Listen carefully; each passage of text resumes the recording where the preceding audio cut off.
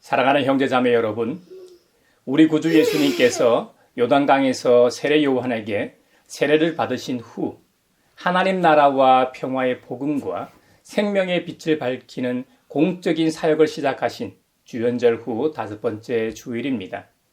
예배를 통해 우리를 만나고 은혜 베푸시기 위해 하나님께서 지금 우리를 부르십니다. 이제 우리의 마음과 뜻을 다하여 영과 진리로 주님을 찬양하며 예배합시다. 아멘. 사도신경으로 우리의 신앙을 고백합시다. 나는 전능하신 아버지 하나님, 천지의 창조주를 믿습니다. 나는 그의 유일하신 아들, 우리 주 예수 그리스도를 믿습니다.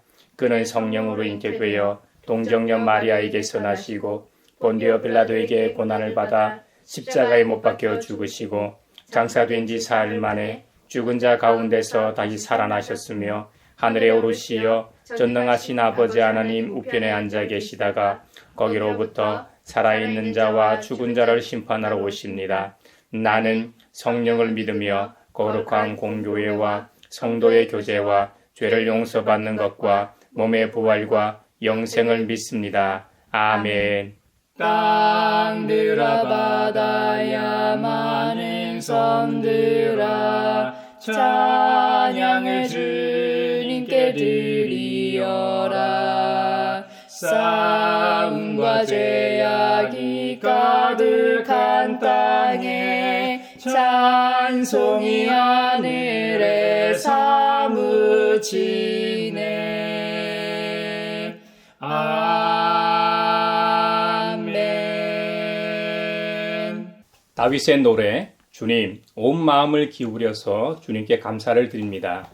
신들 앞에서 내가 주님께 찬양을 드리렵니다. 내가 주님의 성전을 바라보면서 경배하고 주님의 인자하심과 주님의 진실하심을 생각하면서 주님의 이름에 감사를 드립니다. 주님은 주님의 이름과 말씀을 온갖 것보다 더 높이셨습니다. 내가 부르짖었을 때에 주님께서는 나에게 응답해 주셨고 나에게 힘을 한껏 북돋워 주셨습니다. 주님께서 친히 하신 말씀을 들은 모든 왕들이 주님께 감사를 드립니다. 주님의 영광이 참으로 크심으로 주님께서 하신 일을 그들이 노래합니다. 주님께서는 높은 분이시지만 낮은 자를 구워보시며 멀리서도 오만한 자를 다 알아보십니다. 내가 고난의 길 한복판을 걷는다고 하여도 주님께서 나에게 새 힘을 주시고 손을 내미셔서 내 원수들의 분노를 가라앉혀 주시며 주님의 오른손으로 나를 구원하여 주십니다. 주님께서 나를 위해 그들에게 갚아 주시니 주님의 인자하심은 영원합니다. 주님께서 손수 지으신 이 모든 것을 버리지 말아 주십시오. 아멘. 하나님의 크신 사랑 하늘에서 내리사 우리 맘에 항상 계셔 온전하게 하소서. 우리 주는 자비하사 사랑 무한하시니 두려워서 떠는 자를 구원하여 주소서.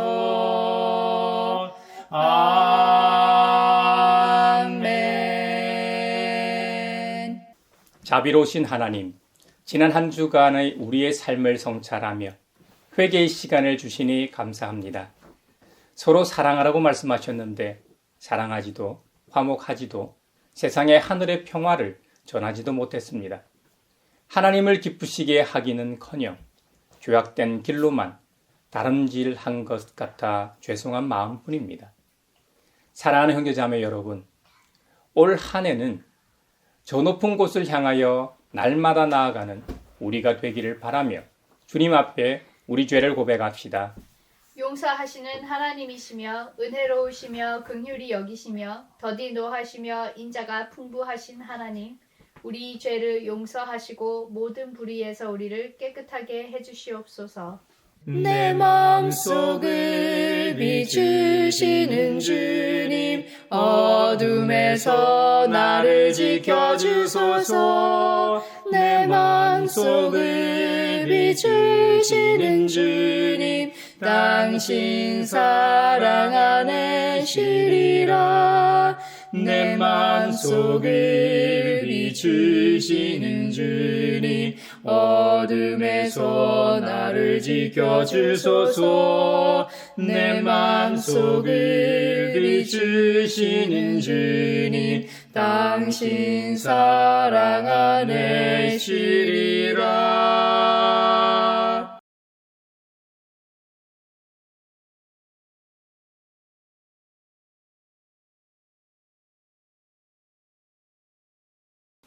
주님의 말씀이 여기 있습니다. 우리 중 누가 정죄의 자리에 설 수 있습니까? 오직 우리를 위해 죽으시고 다시 살아나신 그리스도 우리 주님뿐이십니다. 그 주님께서 나도 너를 정죄하지 아니하노니 가서 다시는 죄를 범하지 말라고 말씀하셨습니다. 그 주님께서 우리의 죄를 용서하셨음을 주님의 이름으로 선언합니다. 아멘. 찬미하여라 오 나의 영혼아 찬미하여라 거룩한 주 이름 찬미하여라 오 나의 영혼아 찬미하여라 거룩한 주 이름. 오늘 우리에게 주신 첫 번째 말씀은 이사야 6장 1절에서 8절입니다. 하나님의 말씀을 경청하십시오. 우치야 왕이 죽던 해에 나는 높이 들린 보좌에 앉아 계시는 주님을 배웠는데 그의 옷자락이 성전에 가득 차 있었다. 그분 위로는 스랍들이 서 있었는데 스랍들은 저마다 날개를 6가지고 있었다. 둘로는 얼굴을 가리고 둘로는 발을 가리고 나머지 둘로는 날고 있었다. 그리고 그들은 큰 소리로 노래를 부르며 화답하였다. 거룩하시다, 거룩하시다, 거룩하시다. 만군의 주님, 온 땅에 그의 영광이 가득하다. 우렁차게 부르는 이 노랫소리에 문지방의 터가 흔들리고 성전에는 연기가 가득 찼다. 나는 부르짖었다. 재앙이 나에게 닥치겠구나. 이제 나는 죽게 되었구나. 나는 입술이 부정한 사람인데 입술이 부정한 백성 가운데 살고 있으면서 왕이신 만군의 주님을 만나 뵙다니. 그때에 스랍들 가운데서 하나가 제단에서 타고 있는 숯을 부집개로 집어 손에 들고 나에게 날아와서 그것을 나의 입에 대며 말하였다. 이것이 너의 입술에 닿았으니 너의 악은 사라지고 너의 죄는 사해졌다. 그때에 나는 주님께서 말씀하시는 음성을 들었다. 내가 누구를 보낼까? 누가 우리를 대신하여 갈 것인가? 내가 아뢰었다. 제가 여기에 있습니다. 저를 보내어 주십시오. 아름답고 귀한 말씀 생명샘이로다. 아름답고 귀한 말씀 생명샘이로다. 오늘 우리에게 주신 두 번째 말씀은 고린도전서 15장 1절에서 11절입니다. 하나님의 말씀을 경청하십시오. 형제자매 여러분, 내가 여러분에게 전한 복음을 일깨워 드립니다. 여러분은 그 복음을 전해 받았으며 또한 그 안에 서 있습니다. 내가 여러분에게 복음으로 전해드린 말씀을 헛되이 믿지 않고 그것을 굳게 잡고 있으면 그 복음을 통하여 여러분도 구원을 얻을 것입니다. 나도 전해받은 중요한 것을 여러분에게 전해드렸습니다. 그것은 곧 그리스도께서 성경대로 우리 죄를 위하여 죽으셨다는 것과 무덤에 묻히셨다는 것과 성경대로 사흔날에 나타나셨다는 것과 게바에게 나타나시고 다음에 12제자에게 나타나셨다고 하는 것입니다. 그 후에 그리스도께서는 한 번에 500명이 넘는 형제자매들에게 나타나셨는데 그 가운데 덜어는 세상을 떠났지만 대다수는 지금도 살아 있습니다. 다음에 야고보에게 나타나시고 그 다음에 모든 사도들에게 나타나셨습니다. 그런데 맨 나중에 다리 차지 못하여 난 자와 같은 나에게도 나타나셨습니다. 나는 사도들 가운데서 가장 작은 사도입니다. 나는 사도라고 불릴 만한 자격도 없습니다. 그것은 내가 하나님의 교회를 박해했기 때문입니다. 그러나 나는 하나님의 은혜로 오늘의 내가 되었습니다. 나에게 베풀어 주신 하나님의 은혜는 헛되지 않았습니다. 나는 사도들 가운데 어느 누구보다도 더 열심히 일하였습니다. 그러나 이렇게 한 것은 내가 아니라 나와 함께 하신 하나님의 은혜입니다. 그러므로 나나 그들이나 할 것 없이 우리는 이렇게 전파하고 있으며 여러분은 이렇게 믿었습니다. 아름답고 귀한 말씀 생명샘이로다. 아름답고 귀한 말씀 생명샘이로다. 오늘 우리에게 주시는 복음의 말씀은 누가복음 5장 1절로 11절입니다. 주님의 말씀을 경청하십시오. 예수께서 게네사렛 호숫가에 서 계셨다. 그때의 무리가 예수께 밀려와 하나님의 말씀을 들었다. 예수께서 보시니 배 두 척이 호숫가에 대어 있고 어부들은 배에서 내려서 그물을 씻고 있었다. 예수께서 그 배 가운데 하나인 시몬의 배에 올라서 그에게 배를 무태서 조금 떼어 놓으라고 하신 다음에 배에 앉으시어 무리를 가르치셨다. 예수께서 말씀을 그치시고 시몬에게 말씀하셨다. 깊은 데로 나가 그물을 내려서 고기를 잡아라. 시몬이 대답하였다. 선생님, 우리가 밤새도록 애를 썼으나 아무것도 잡지 못했습니다. 그러나 선생님의 말씀을 따라 그물을 내리겠습니다. 그런 다음에 그대로 하니 많은 고깃대가 걸려들어서 그물이 찢어질 지경이었다. 그래서 그들은 다른 배에 있는 동료들에게 손짓하여 와서 자기들을 도와달라고 하였다. 그들이 와서 고기를 두 배에 가득히 채우니 배가 가라앉을 지경이 되었다. 시몬 베드로가 이것을 보고 예수의 무릎 앞에 엎드려서 말하였다. 주님, 나에게서 떠나 주십시오. 나는 죄인입니다. 베드로 및 그와 함께 있는 모든 사람은 그들이 잡은 고기가 엄청나게 많은 것에 놀랐던 것이다. 또한 세베대의 아들들로서 시몬의 동료인 야고보와 요한도 놀랐다. 예수께서 시몬에게 말씀하셨다. 두려워하지 말아라. 이제부터 너는 사람을 낚을 것이다. 그들은 배를 무태에 댄 뒤에 모든 것을 버려두고 예수를 따라갔다. 이것은 주님의 말씀입니다. 하나님 감사합니다. 아름답고 귀한 말씀 생명샘이로다. 아름답고 귀한 말씀 생명샘이로다. 사회를 위하여 기도합니다.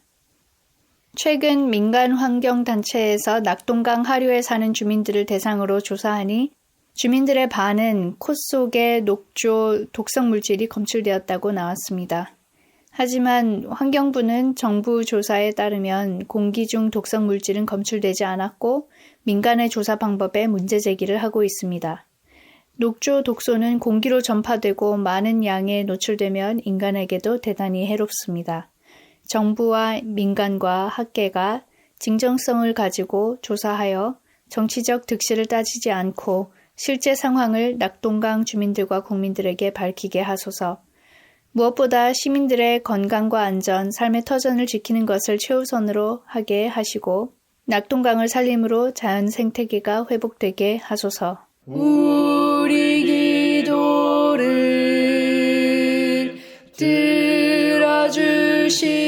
들어주시고 주님의 평화를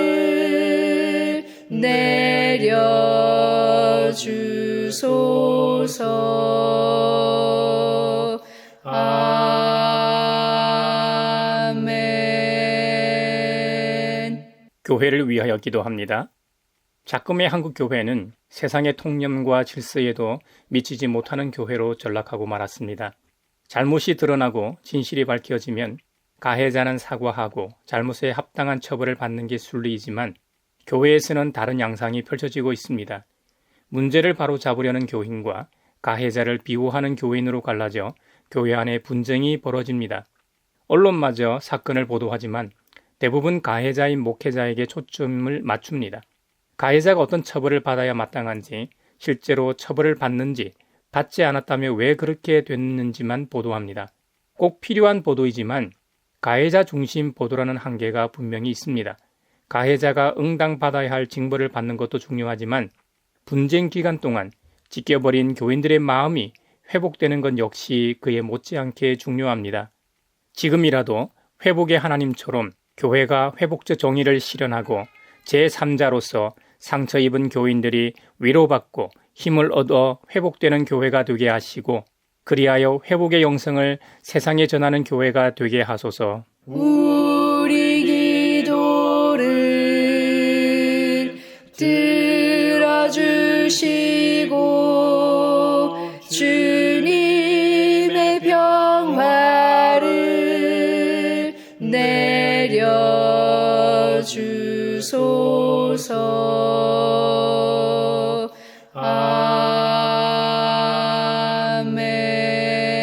아멘. 세계를 위하여 기도합니다. 중국의 인공지능 AI 딥시크가 갑자기 등장하여 인공지능 패권을 가지고 있었던 미국과 함께 전 세계가 놀라서 대처하고 있습니다. 값싸고 성능 좋은 인공지능이 새로 나타났지만 AI 딥시크를 사용하기 위해 가입하는 가입자에 대한 정보 수집이 너무 광범위한 데다 중국 정부가 이를 악용할 우려가 있어 미국과 일부 나라들은 사용을 금지하고 있습니다. 무서운 속도로 빠르게 발전하는 기술에 발맞춰 인간이 더욱 성숙하게 하시고 각국은 물론 세계 보편적으로 기술 발전과 활용에 대한 협의와 정책 등의 제도가 빨리 만들어져서 인간이 기술에 통제당하는 것이 아니라 기술을 통제하며 선한 일에 쓰도록 하소서. 우리 기도를 들어주시고 주님의 평화를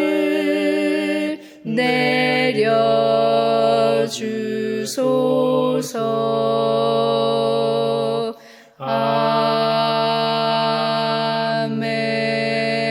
아멘. 우시야 왕으로부터 시작하여 요담과 아하스, 히스기야 왕에 이르기까지 유다와 예루살렘에 대한 계시 사역을 했던 이야기가 이사야에 나오는데요. 그 중에 우시야가 죽던 해에 관련된 이야기가 이사야 6장에 기록되어 있습니다. 이사야 선지자가 본 이상은 환상은 말이죠. 선민 이스라엘에 대한 심판 경고와 회복 약속 그리고 열방에 대한 역사적 심판을 종말론적 구원과 관련하여 예언하고 있습니다.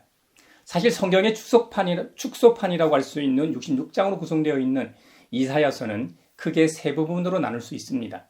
이사야 선지자 당시의 시대를 배경으로 기록하고 있는 1장부터 39장 부분과 이스라엘 나라가 망하고 바빌로니아 포로를 배경으로 하는 40장부터 56장 8절까지 부분과 바벨로니아 포로에서 귀환한 사람들을 배경으로 하는 56장 9절부터 마지막 66장까지로 나눕니다. 1장부터 39장을 편의상 제1 이사야, 40장부터 56장 8절까지를 제2 이사야, 56장 9절부터 마지막 66장까지를 제3 이사야라고 부르기도 합니다. 성경의 작은 축소판인 66장으로 구성된 이사야는 다른 시대를 배경으로 하고 있고 그 시대를 배경으로 크게 3부로 나누어져 있다고 기억하시면 됩니다. 오늘 이사야 본문은 제1부 이사야에 속하고 그 중에서도 이사야 전체의 소론격인 1장에서 6장 부분에 해당하는 본문입니다.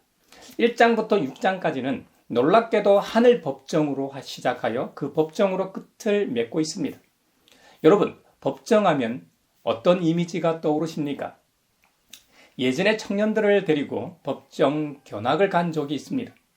그런 경험을 쉽게 할 수 있는 것은 아니지요. 평범하게 살아가는 시민이 법정에 갈 일은 별로 없죠. 우리가 살아가면서 경찰서와 법정에 갈 일이 잘 없죠. 또 성탄절이나 부활절 시즌에 나눔을 위해서 간혹 가기는 해도 일반적으로는 우리가 살아가면서 그런 곳은 안 가는 게 좋다고들 생각하고 말합니다. 그리고 교회에 법조인이 많은 것도 아니고요. 법정에서 재판이 진행되는 과정 하나를 방송했는데요. 우리나라에서는 특별한 경우를 제외하고 모든 재판은 공개됩니다. 누구나 재판을 방청할 수 있죠. 법정 앞에 가면 오늘의 재판 안내문이라고 붙어 있습니다. 재판 안내문을 참고해 방청할 법정을 선택하고 핸드폰을 끄고 법정에 들어가 방청하면 됩니다. 청년들 개개인이 관심사나 그날 선택에 따라 원하는 법정에 가서 방청을 하였죠. 사실 법정에 가면 법정 단상, 이 정면으로 재판관인 3명의 판사가 있죠. 가운데 재판장과 우배석과 좌배석 이렇게 3명이 판사로 앉아 있고 그 단상 아래 중앙에 법원 사무관이 앉아서 기록하고 있습니다. 그리고 원고 측과 피고 측에 따라 좌석이 달라지는데 법관을 기준으로 하여 이 좌측은 원고 측이 앉고 우측은 이 피고 측이 앉게 되어 있습니다. 이것은 개인 또는 법인 간의 분쟁을 중재하고 해결하는 법적 절차인 민사소송 때 앉는 규정입니다. 반면 법정 행위에 대한 처벌을 목적으로 국가가 범죄자를 기소하는 형사소송의 경우도 변호의 이름만 다르지 좌석 배치는 동일합니다. 형사소송에서는 좌측이 검사석이고 우측이 변호인석입니다. 그리고 이 재판부를 바라보고 원고석과 피고석 사이에 또 증언대가 있어 증인으로 채택된 사람은 그곳에서 증언을 하게 됩니다. 요즘 대통령 탄핵으로 헌법재판소의 재판 영상을 통해 쉽게 확인할 수 있는 장면입니다. 사회에서는 법정에서 자잘못을 따져 억울함을 풀기도 하지만 범죄 행위에 대하여 징계하기 위한 법정이라는 것이 존재하는 것처럼 오늘 이사야 본문에 등장하는 하늘의 법정도 하나님의 말씀에 위배되는 이스라엘을 징계하시기 위함입니다. 하나님 나라의 법정에서 그들의 죄악을 드러내고 그 결과로 징계가 따라오는 것이죠. 그러나 성경의 이 패턴대로 결코 징계로만 끝나지 않습니다. 반드시 회복으로 모든 계시와 예언이 마칩니다. 이것이 세상 법정과 하늘 법정의 차이입니다. 이사야 서론격인 초반 6장의 내용들을 살펴보면 죄에 대한 책망과 징계 그리고 회복으로 그 내용이 구성되어 있음을 봅니다. 이사야는 그 당시 임박한 징계와 회복에 대한 내용인 아시리아의 황제 사네립의 침입에서의 구원과 바벨로니아로부터 풀려나 귀환하는 모습이 묘사되어 있습니다. 더 중요한 것은 본질적 구원이라고 할 수 있는 메시아 초림으로 인한 회복을 언급하고 있다는 점입니다. 그래서 구약 성경 어떤 책보다도 오실 메시아에 대한 예언이 많이 수록되어 있는 것이죠. 저는 가끔 하나님 나라의 법정을 상상하곤 합니다. 그곳에는 영원한 우주의 재판장이신 창조주 하나님께서 재판장의 자리에 좌정해 계십니다. 그리고 이 검사석에는 우리의 죄를 낱낱이 고발하는 사탄 마귀가 앉아 있습니다. 때로는 일어서서 우리를 가리키며 우리의 죄를 낱낱이 까발리고 있습니다. 하나님 앞에서 사탄의 고발에 나는 의기소침해 아마도 있을 겁니다. 하나같이 틀린 얘기가 없습니다. 사탄의 논거와 주장은 이 세상에서 내가 살아온 삶의 흔적이고 그가 내세우는 증거들과 증인 역시 틀린 게 없기 때문이죠. 사탄의 이 기소와 공소장은 이 세상에서 가장 뛰어난 법조인이 만든다고 해도 흉내도 못 낼 만큼 완벽합니다. 나는 두 눈을 질끈 감고 하나님을 향하여 호소하지도 못한 채 사탄의 주장이 끝나기만을 바라보고 있습니다. 낙심되고 너무나 풀이 죽어 있는 그때에 홀로 변호하시던 우리 주님 예수님께서 조용히 일어서서 반박하기 시작하십니다. 의로운 우주의 재판장 하나님, 원고 측 사탄의 주장은 다 맞는 내용입니다. 공소장에 기재된 피고 조인연의 성명, 그리고 죄명, 공소사실, 범죄의 시일, 장소, 방법은 100% 다 맞습니다. 그래서 사탄의 주장처럼 하나님의 나라가 아니라 영원한 형벌을 받는 것이 마땅합니다. 예수님이 왜 이렇게 변호하실까요? 저는 완전히 실망하고 절망합니다. 예수님께서 여기까지 말씀하실 때쯤 나는 아연실세 기절초풍 직전이 됩니다. 모든 소망이 다 사라진 것만 같은 그때 우리 예수님께서 계속 변호를 이어가십니다. 하지만 의로운 우주의 재판장 하나님, 지금 하늘의 법정에 피고인으로 앉아있는 죄인 조인연은 사탄이 주장하는 대로 더 이상 죄인 조인연이 아닙니다. 피고인 조인연은 하나님께서 창조의 질서를 회복하시고자 이 땅에 보내신 나 예수를 믿고 새 사람이 되었습니다. 원죄를 비롯하여 하나님으로부터 멀어지게 한 모든 죄와 잘못을 바로잡는 십자가 사건과 부활을 믿음으로 하나님의 백성이 된 조인연입니다. 그러므로 피고조인현은 무죄입니다. 그는 하나님 나라에서 하나님과 함께 영원한 행복을 누리며 살아야 마땅합니다. 예수님의 변론이 끝나자 판결이 내려집니다. 피고조인현 무죄. 그 소리를 듣고 저는 땅에 주저앉아 감사와 감격의 눈물을 흘리며 자비로우신 하나님과 참된 목자 되신 예수님을 찬양합니다. 이것이 가끔 제가 상상하는 하늘의 법정입니다. 이사야 6장은 이사야의 소명장으로 불리지만 사실은 소명장이라기보다는 앞선 5장에 대한 설명이라고 보는 것이 더 타당합니다. 이사야 5장은 적군이 급격히 몰려오는 장면입니다. 적국이 쳐들어와 나라가 망하는 것으로 끝나는 것이 아니라 결국에는 심판 뒤에는 반드시 회복이 있음을 강조하는 것이죠. 이사야가 환상을 본 때는 주전 740년경입니다. 성경의 기록대로 우시아가 죽던 해입니다. 우시아는 남유다 왕국의 위대한 왕이었습니다. 혼란스러운 국제 정세에도 나라를 굳건하게 하였던 강력한 왕이었습니다. 그 당시 고대 근동의 절대 군주였던 아시리아 제국에는 디글락 빌레셀 3세가 즉위합니다.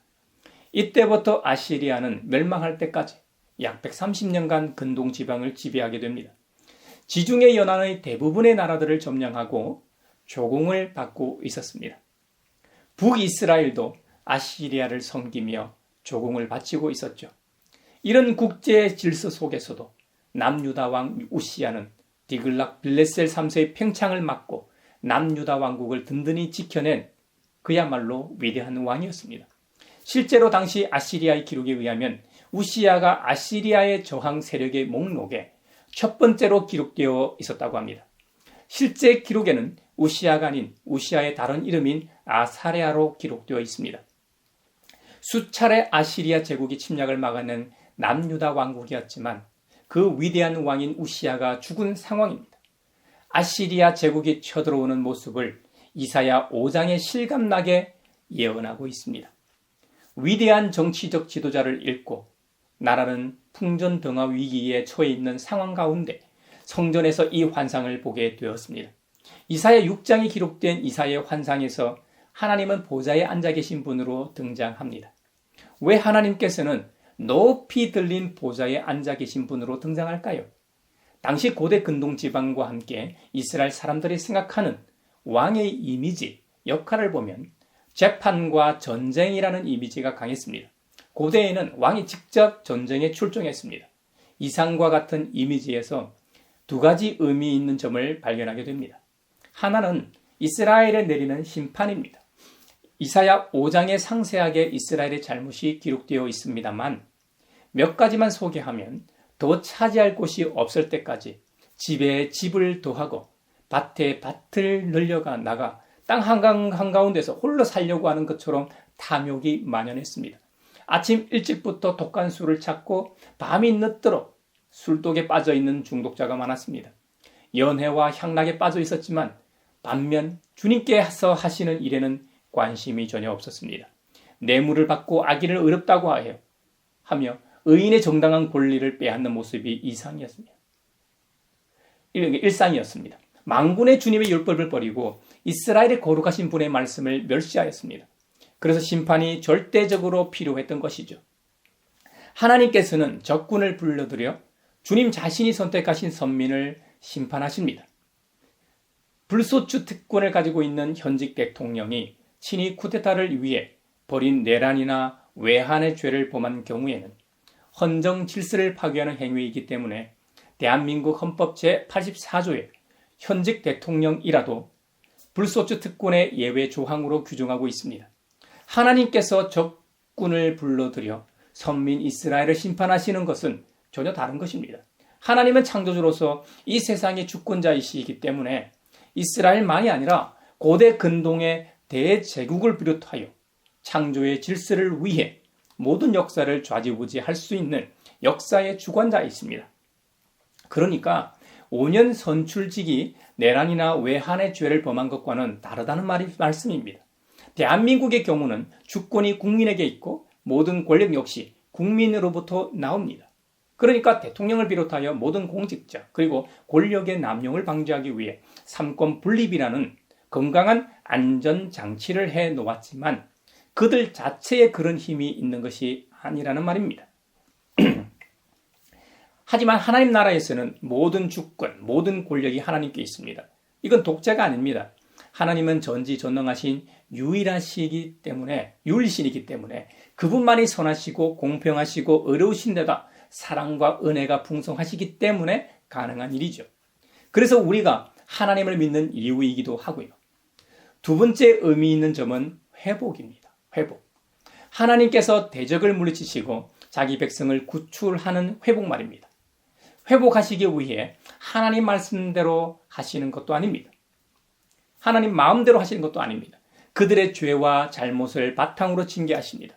나단 선지자를 통해 다윗에게 약속하신 대로 사람들이 자신의 자식을 매로 때리거나 채찍으로 치듯이 주님께서도 징계하신다고 하신 바 있습니다. 이것은 선민에게만 적용되는 것이 아닙니다. 선민 이스라엘이 잘못하여 심판을 받을 때 심판 도구로 사용된 아시리아 사네립도 한때는 귀한 도구로 사용되었지만 그들의 후손이 멸망한 것은 그들의 잘못 때문에 망한 것이지 이제는 하나님께 필요 없는 도구가 되었기 때문에 멸망한 것이 아닙니다. 온 나라를 혼란과 파멸로 내몰았던 윤석열 탄핵이 통과됐을 때 소수의 사람들을 제외하곤 대부분의 국민들이 환호성을 내질렀지 않습니까? 일제강점기 36년 동안 핍박받던 우리네 선조들이 8.15 광복을 맞았을 때 얼마나 기뻤을까요?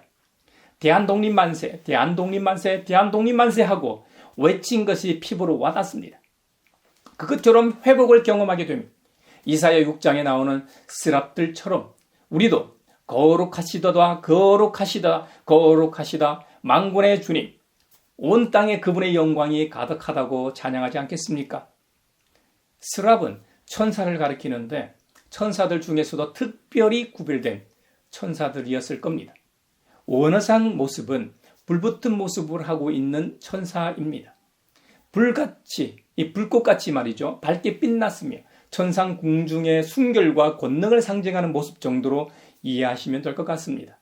스랍들 중 하나가 제단에서 타고 있는 숯을 이 부직개로 집어 손에 들고 이사야에게 날아와서 그 숯을 이사의 입에 닿게 했습니다. 그 순간 이사야의 모든 악이 사라지고 죄가 사해졌습니다. 하나님의 법정에서는 심판만 이루어지는 것이 아닙니다. 동시에 회복이 일어납니다. 구원이 일어난다는 말입니다. 이사야 6장에서는 제단에서 타고 있는 숯이 그 역할을 했다면 고린도전서 15장 부활장에서는 복음이 그 역할을 한다고 사도 바울이 기록하고 있습니다. 복음 말입니다. 사도 바울은 고린도에 있는 교회와 성도들에게 자신이 그들에게 복음으로 전해드린 말씀을 헛되이 믿지 않고 그것을 굳게 잡고 있으면 그 복음을 통하여 구원을 얻을 것이라고 말씀하고 있습니다. 그런데 이것은 자신도 전해받은 것이라고 밝힙니다. 사도 바울은 이방인의 사도로 부르심을 받을 때 다메섹 도상에서 이사야 선지자처럼 친히 그리스도 주님을 뵙고 회복과 구원을 체험하게 됩니다. 이후 그는 자신이 핍박하던 그리스도를 위해 일평생 살다 순교까지 합니다. 그렇다면 바울이 전한 복음의 메시지는 뭔가요? 고린도전서 15장 오늘 본문에 나와 있는 그대로입니다. 3절 이하입니다. 그리스도 우리 주님께서 성경대로 우리 죄를 위하여 죽으셨다는 것과 무덤에 묻히셨다는 것과 성경대로 사흘 만에 살아나셨다는 것과 게바에게 나타나시고 다음에 12제자에게 나타나셨다고 하는 것입니다. 아멘. 부활을 목격한 사람들은 이들 사도들만이 아닙니다. 그 후에 500명의 형제 자매들에게 나타나시기도 했습니다. 부활의 목격자들 중에 더러는 세상을 떠나기도 했지만 그들 대다수는 지금도 살아있다고 합니다. 나중에는 맨 나중에 다리 차지 못하여 난 자와 같은 바울 자신에게도 나타나셨다고 증언하고 있습니다. 그런데 말이죠. 사도 바울 자신이 믿음의 여정을 돌아보니 오로지 하나님의 은혜였다고 고백합니다. 과거에 열렬히 교회를 박해하던 장본인이 바로 자신이라고 고백하면서 말이죠. 지금 자신이 이렇게 복음의 전도자로서 사는 것은 오직 하나님의 은혜라는 것이죠. 자신은 그 어떤 사도들보다도 더 열심히 선교 사역을 했다고 자부하고 있습니다만 이방인의 사도로 부르심을 받고 목숨 바쳐 열심히 일한 것 역시 나와 함께 하신 하나님의 은혜였음을 고백하고 있습니다. 사도 바울이 하나님의 은혜로 구원받고 복음의 일꾼이 된 것처럼 우리도 구원을 받지 않았습니까? 주님께서는 오늘날에도 동일하게 복음을 전할 일꾼을 부르고 계십니다. 여러분, 게네사렛 호숫가라고도 부르는 이 갈릴리 호숫가에서 예수님은 복음의 일꾼으로 우리를 부르십니다. 복음서마다 조금씩 다르긴 하지만 누가복음에서는 먼저 어부들을 제자로 부르십니다. 이날도 아주 많은 사람들이 예수님께 몰려와 하나님의 말씀을 듣고 있었습니다. 호숫가에 배 2척이 되어 있고 어부들은 배에서 내려서 그물을 싣고 손질하고 있었습니다. 그 배 가운데 하나인 시몬의 배에 올라가셔서 그에게 청합니다. 혹시 나를 따르는 사람들에게 하나님의 말씀을 전하려고 하는데 당신의 배를 못해서 조금 띄울 수 있느냐고 말입니다. 시몬이 예수님의 요청에 응하자 무리들이 잘 볼 수 있는 정도의 거리에서 무리들을 가르치셨습니다. 가르치시기를 마친 후 예수님께서는 시몬에게 깊은 데로 가서 그물을 내려서 고기를 잡아라고 명하십니다. 참 놀라운 말입니다. 고기 잡는 전문가는 예수님이 아니고 시몬입니다. 그럼에도 불구하고 사람들에게 하나님의 말씀을 전하는 모습을 보고 매료되어 주님의 말씀대로 했습니다. 그랬더니 말도 안 되는 일이 벌어졌습니다. 베드로는 큰 기대 없이 그분에게 매료돼 거절하지 못해 그냥 그물을 내렸을지도 모릅니다. 그런데 얼마나 많은 고기 떼가 걸려들었는지 그물이 찢어질 지경이라고 했습니다. 그래서 다른 배에 있는 동료들에게 손짓하여 2배에 가득히 채우니 배가 가라앉을 지경이었다고 했습니다.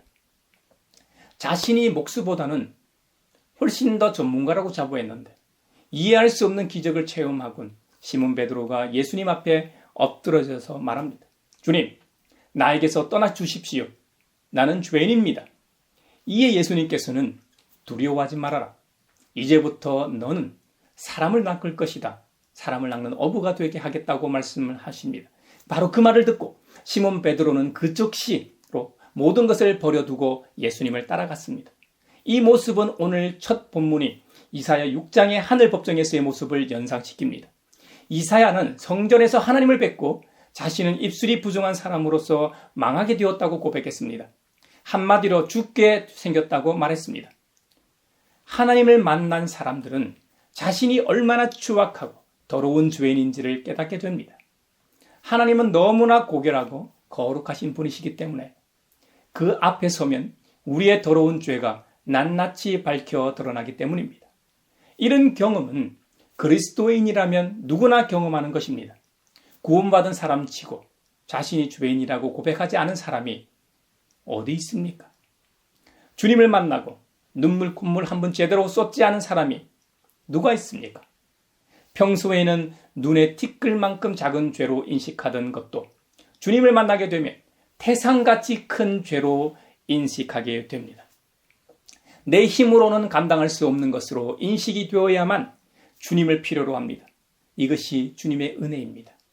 주님은 우리 자신만 복음으로 인해 구원받길 원하지 않으십니다. 그 옛날 이사야 선지자를 부르셨던 것처럼 다메섹 도상에서 사도 바울을 부르셨던 것처럼 갈릴리 호숫가에서 베드로, 안드레, 야고보, 요한 형제들을 부르셨던 것처럼 지금 우리를 부르십니다. 누가 우리를 위하여 갈고 내가 누구를 보낼까? 누가 우리를 대신하여 갈 것인가? 제자들은 주님의 부르심을 듣자마자 그 즉시 자신들의 배를 버려두고 예수님을 쫓았습니다. 사도 바울 역시 다메섹 도상에서 주님을 만난 후 영안이 열려 주님을 위한 삶을 살게 됩니다. 이사야 선지자 역시 마찬가지입니다. 심지어 이사야 선지자는 주님, 제가 여기에 있습니다. 저를 보내주십시오. 하고 자원했습니다. 사랑하는 형제자매 여러분, 두려워하지 마십시오.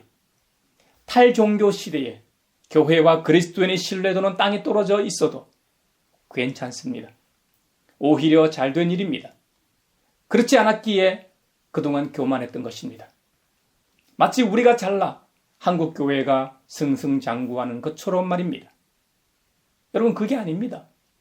사도 바울의 고백처럼 오직 하나님의 은혜였습니다. 그 은총을 망각하고 세상의 기득권층들과 교류하며 그들과 같은 자리에서 호의호식했기 때문에 한국 교회가 무너진 것입니다. 이제 자고할 일도 없고 자랑거리도 없습니다. 오직 하나님의 은혜만이 우리를 붙잡을 수 있는 상황이기 때문에 오히려 잘 됐다고 한 것입니다. 주님의 인자하심과 신실하심으로 인해 우리는 항상 찬양하게 될 것입니다. 우리 자신을 복음으로 구원하셨고 한국 교회의 믿음의 선조들과 성경에 나오는 초대교회의 성도들, 그리고 사도 바울과 예수님의 사도들, 이사야에 이르기까지 모두가 주님의 신실하심과 인자하심을 신뢰했기 때문에 복음 전하다 감옥에 투옥된 상황에서도 찬양하고 예배하고 그곳에서도 복음을 전할 수 있었습니다. 우리가 확신을 갖고 믿음의 여정을 이어갈 때 하나님을 모르는 사람들도 주님을 찬양하게 되는 것입니다. 사랑하는 믿음의 형제자매 여러분, 주님께서는 지금 이 시간 이사야에게 하신 말씀처럼 누가 우리를 대신하여 갈 것인가 하고 부르십니다. 저와 여러분 모두가 이사야의 대답처럼 주님, 제가 여기 있습니다. 저를 복음의 전도자로 세상에 보내어 주십시오 하고 자원할 수 있기를 바랍니다. 이번 한 주간도 우리 모두 주님의 복음의 메신저가 되어 세상으로 나아갑시다.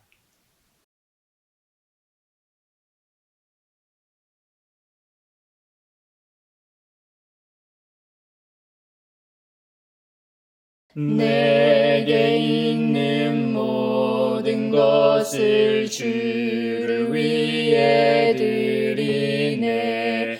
주의 성령 충만하게 내게 내려주소서. 주께 드리네. 주께 드리네. 사랑하는 구주 앞에 모두 드리네. 아멘.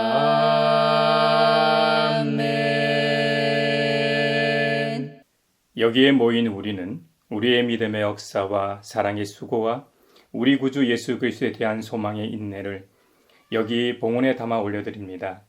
주님께서 말씀하신 대로 인색함으로나 억지로 하지 않고 하늘의 사랑을 깨닫고 일상에서 서로 사랑하며 살게 하심에 감사하여 각각 그 마음에 정한 대로 즐거운 마음으로 바치오니 향기로운 예물이 되게 하소서. 은혜의 주님, 우리의 정성을 어여삐 여기시어 주님께서 베푸신 은혜에 비하면 보잘것없지만 말씀하신 대로 미리 구별하여 드리오니 기쁘게 받으시옵소서.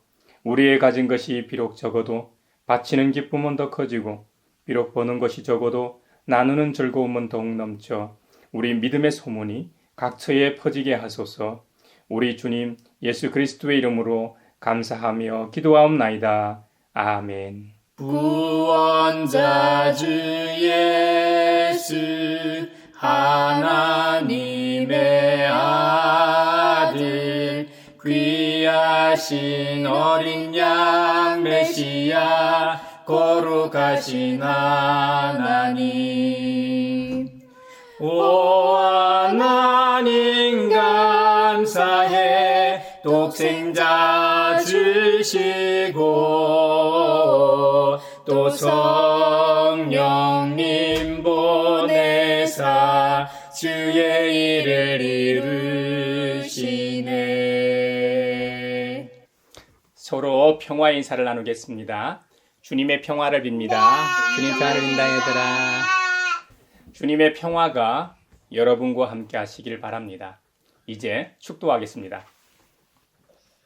우리를 하나님 나라의 백성으로 부르신 하나님께서 여러분에게 복의 복을 내려주셔서 언제 어디서나 여러분을 지키시기를 원하며 주님께서 그분의 인자한 얼굴을 여러분과 여러분의 자녀와 가정에 비추사 필요에 따라 물질과 건강과 은혜 베푸시기를 원하며 주님의 몸된 하나의 거룩하고 보편적인 사도적인 모든 교회와 함께 하시길 원하며 지금 이 시간에도 하나님 나라와 예수 그리스도 복음 전파를 위해 애쓰며 수고하고 있는 모든 선교사들과 함께 하시길 원하며 오늘 말씀처럼 복음을 위해 누가 우리를 대신해서 갈 것인가 하고 부르실 때 주님, 내가 여기 있습니다. 나를 보내소서 하고 응답하는 사람들 위에 평강 주시기를 성부와 성자와 성령의 이름으로 축원하옵나이다. 아멘.